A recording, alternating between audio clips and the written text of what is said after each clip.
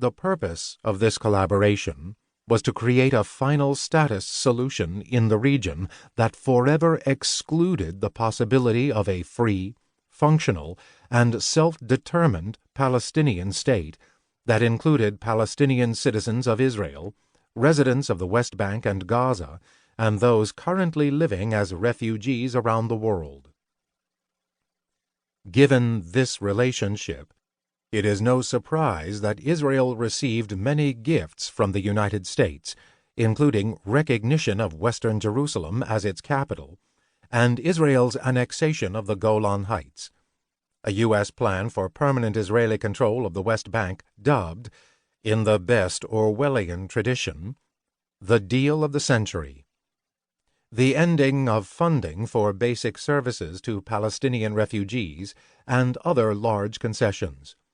Even more telling is that the Israeli government was not asked to give anything in return, even as a token exchange.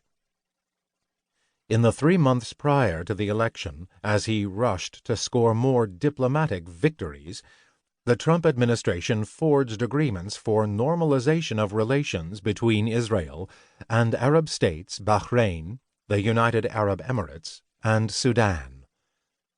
These agreements often required the forceful stifling of dissent against them.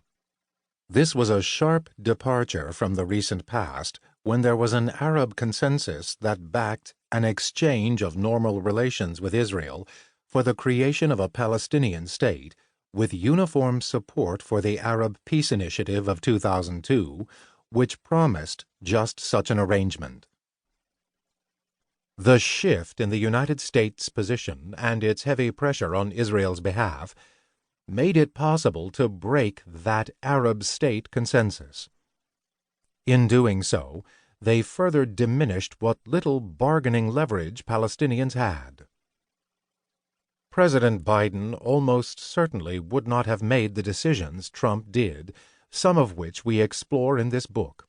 But as we enter the dawn of his presidency, he has also made it clear that he has no intention of reversing them. Known during his time as vice president as Obama's salesman to the pro-Israel community, Biden is not as enamored as he once was of Israeli Prime Minister Benjamin Netanyahu.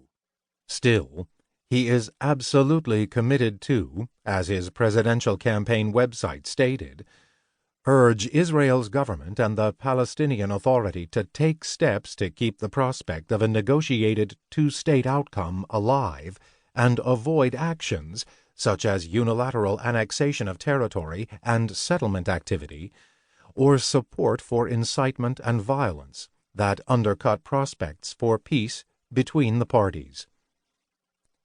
Such goals are nearly identical to those of the Barack Obama administration, whose failures occurred before Trump gave Israel all it requested for 4 years, raising Israeli expectations of Washington and destroying what little Palestinian faith remained in the United States.